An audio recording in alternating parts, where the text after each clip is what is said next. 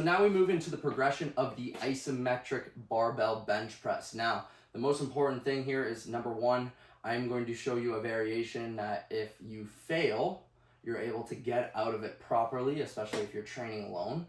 But more likely than not, I want you to do this with a partner or ask somebody to spot you, okay? Just a frame of reference, putting it out there. Make sure you have a spotter around you so then you're able to get some help in this barbell bench press. So, same principles apply. When we go onto this bench press, we're gonna make sure our feet are engaged into the floor, our hips are gonna be driving up. When we engage our hips or our feet into the floor, our hips drive up. It's gonna help us push some pressure into the back. Now, with our back is not flat, remember? Our shoulders are tucking back, so then we actually feel like we have 2 points of contact with our shoulders. So our right scapula, our left scapula are pushing into the bench, and now we're able to grip onto this barbell. We're gonna tuck our elbows in, we're gonna keep those shoulders engaged, lift those hips up, and now we are going to just lift up that barbell off of the rack.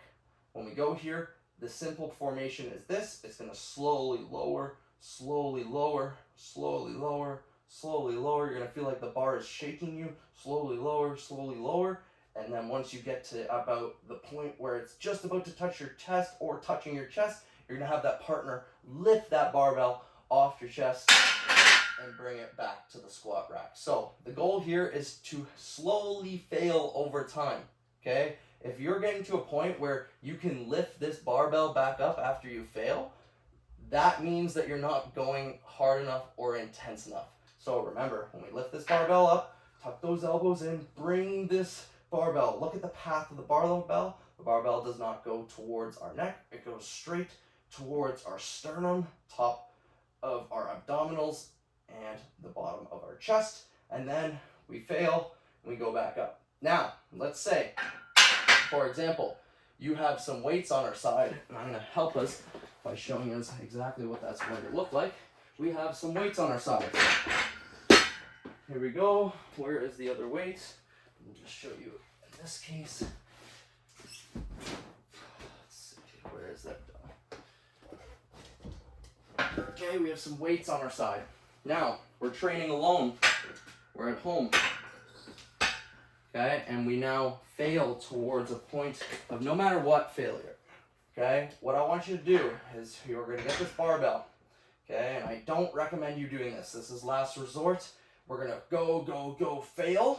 Once you feel this barbell on your sternum, you're going to start to lift up.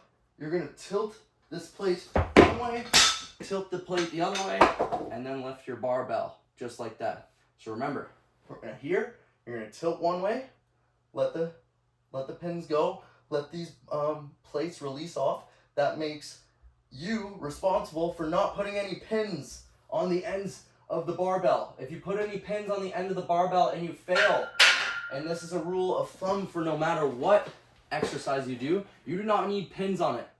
If you need pins on it to keep the barbell stable, it probably means the weight is way too heavy. So remember, no pins on the end of this, so it helps you escape and get through failure if you do end up failing or getting close to failure, okay? Let's make sure the barbell doesn't crush us. Let's do this exercise properly. Make sure you have a partner involved in this one. Good luck, have fun.